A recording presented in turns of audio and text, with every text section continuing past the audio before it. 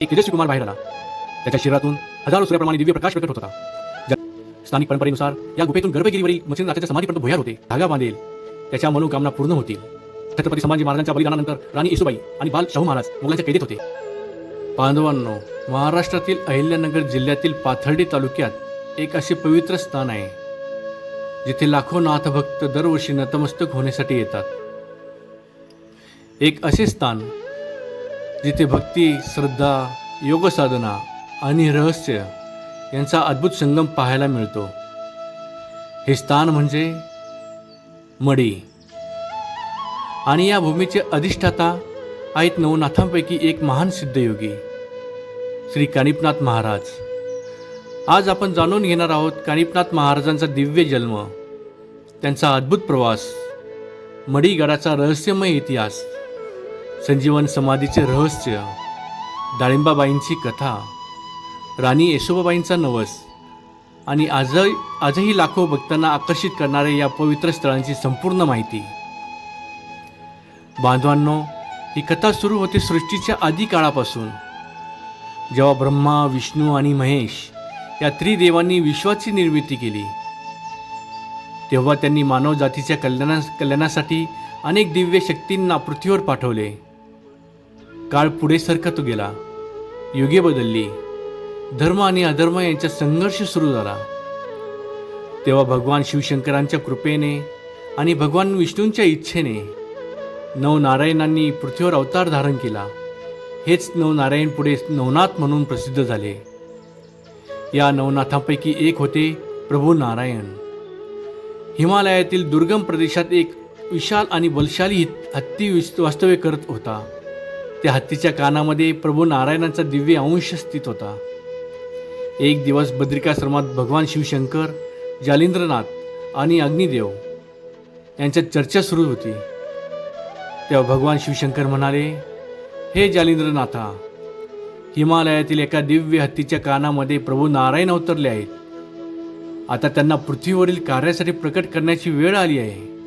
भगवान शिव, जालिंद्रनाथ आणि अग्निदेव त्या हत्तींच्या शोधासाठी निघाले.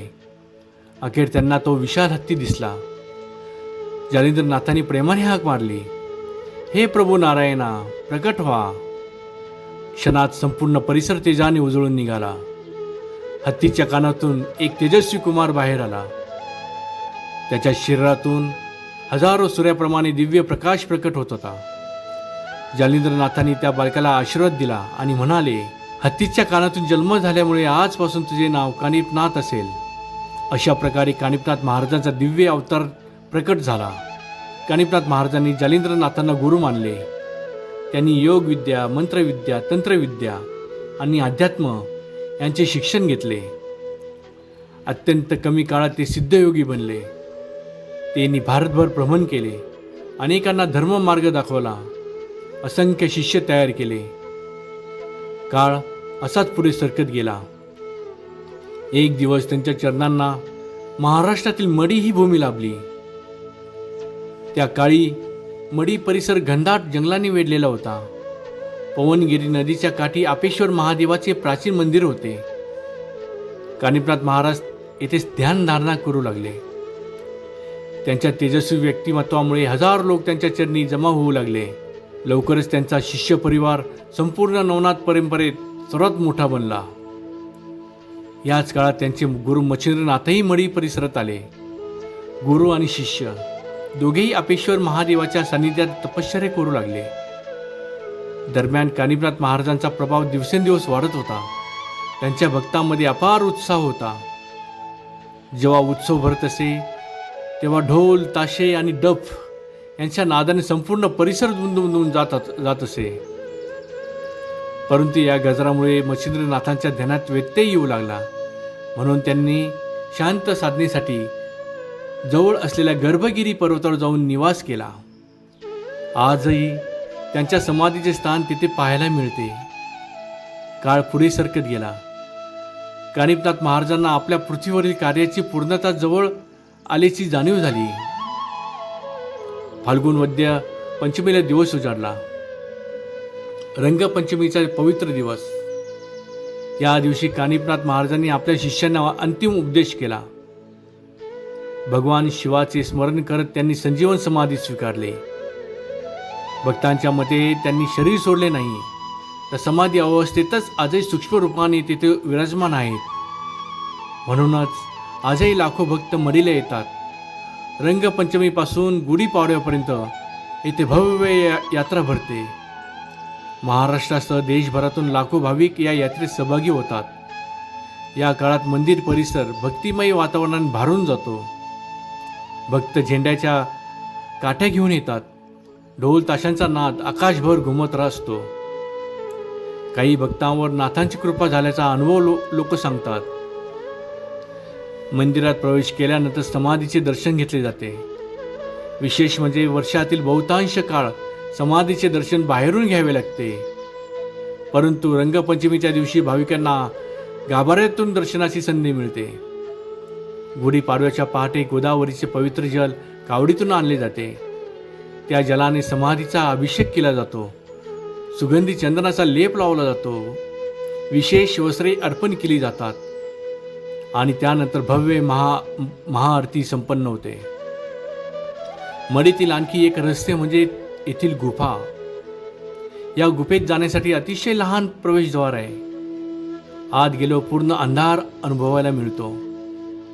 स्थानिक परंपरेनुसार या गुफेतून गर्भगिरीवरील मच्छिंद्रनाथांच्या समाधीपर्यंत भुयार होते.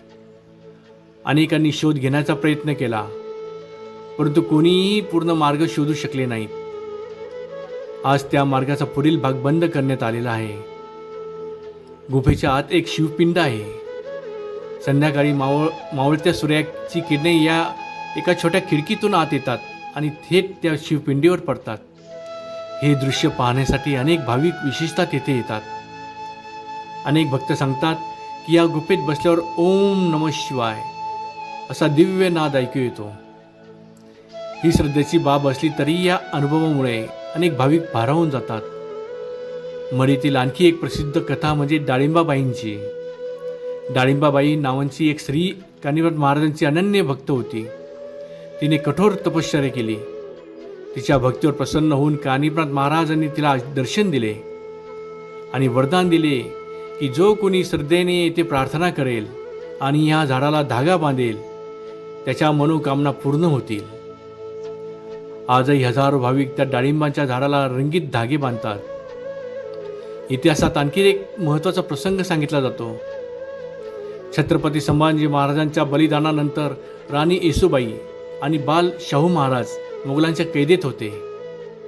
लोकपरंपरेनुसार राणी येसूबाईंनी कानिफनाथ महाराजांना नवस केला, जर माझ्या शाहूंची सुटका झाली तर मी मडे येथे भव्य बांधकाम करीन. काही काळानंतर शाहू महाराजांची सुटका झाली.